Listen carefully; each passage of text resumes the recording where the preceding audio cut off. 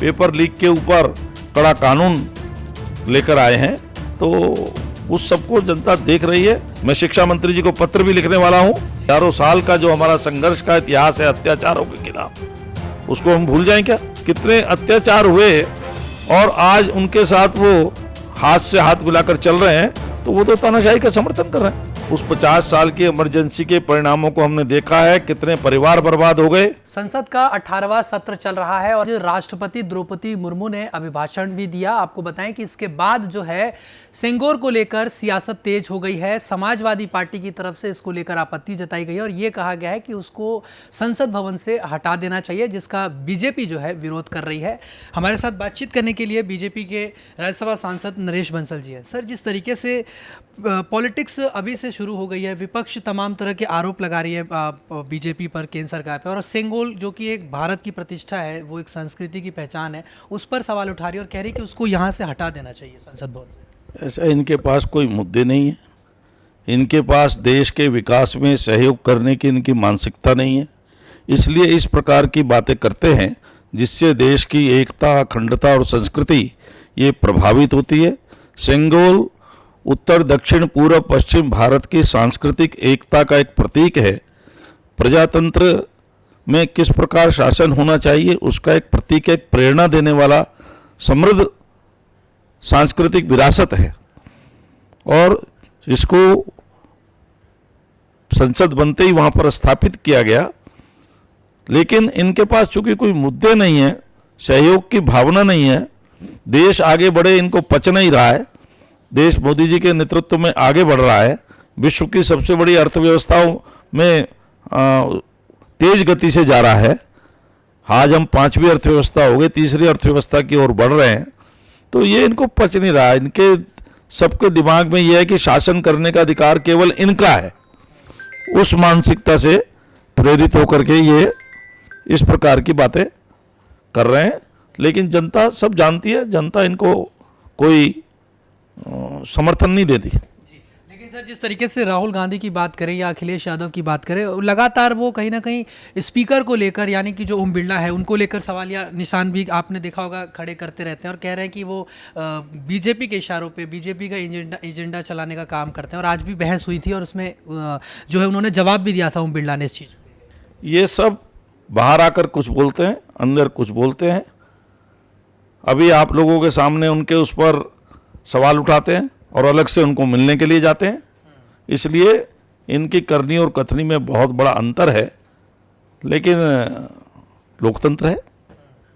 और इसके अलावा अगर देखा जाए कि उत्तर प्रदेश की बात करें, क्योंकि आप उत्तर प्रदेश से आते हैं, तो जिस तरह से उत्तर प्रदेश में अभी जो चुनाव हुआ पूरे देश भर में लोकसभा का, तो उसमें समाजवादी पार्टी 37 सीट लेकर आई। तो वो कह रही है कि जो उपचुनाव होगा यूपी में 10 सीटों पर, उसमें भी वो सारी सीटें जीतेंगे और बीजेपी का सफाया हो जाएगा।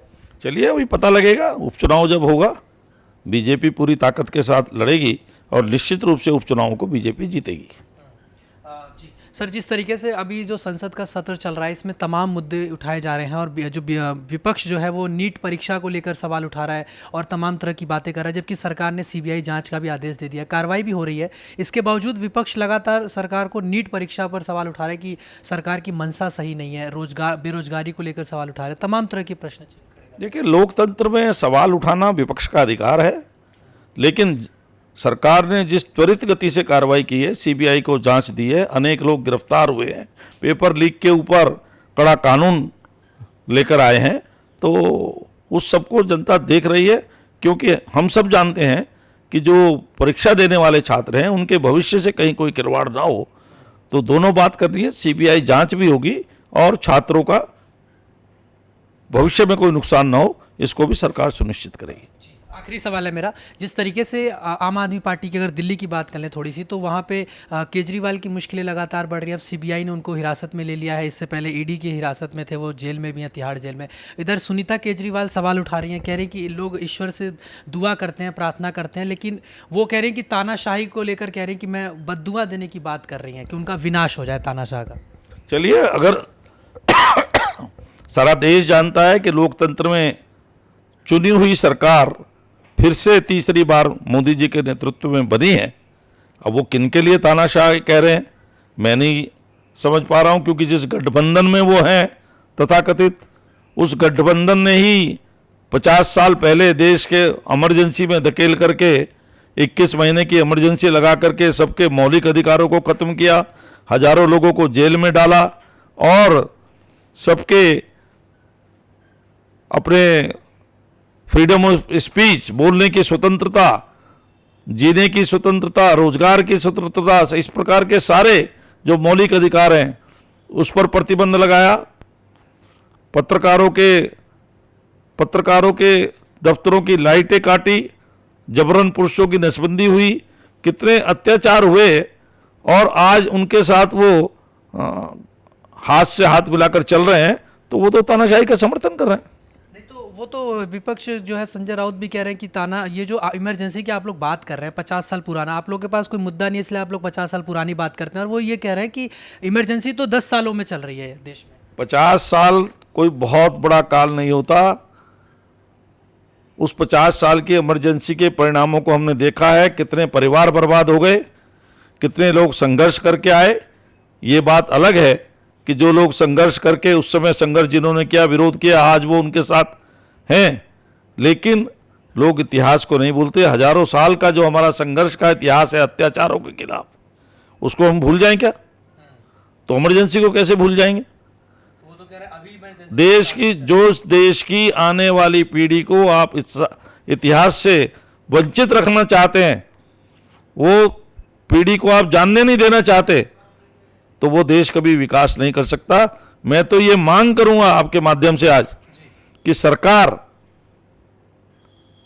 इमरजेंसी के संबंध में शिक्षा नीति के अंतर्गत पाठ्यक्रमों में इसको लाए और लोगों को बताए, आने वाली पीढ़ी को किस प्रकार से इमरजेंसी में लोकतंत्र का नाम लेकर के एक तानाशाह ने अपनी तानाशाही के लिए चुनाव रद्द होने के बाद भी ना संविधान की रक्षा की, संविधान की धज्जियां उड़ाई, कानून की अवहेलना की, अपने स्वार्थ के लिए कानूनों में बैकडेट से संशोधन करके अपने आप को सत्ता में बनाए रखा।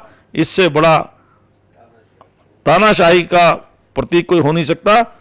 और मैं तो आपके माध्यम से भी कह रहा हूं, मैं शिक्षा मंत्री जी को पत्र भी लिखने वाला हूं, इस संबंध में मैंने लिखा है, मैं कल दूंगा उनको, कि इसका पाठ्यक्रम में ये लाए जिससे हमारी आने वाली पीढ़ी इसको देखती रहे, इसको पढ़े, समझे और भविष्य में भी कोई इस प्रकार की तानाशाही लाने की हिम्मत न कर सके। बहुत धन्यवाद सर।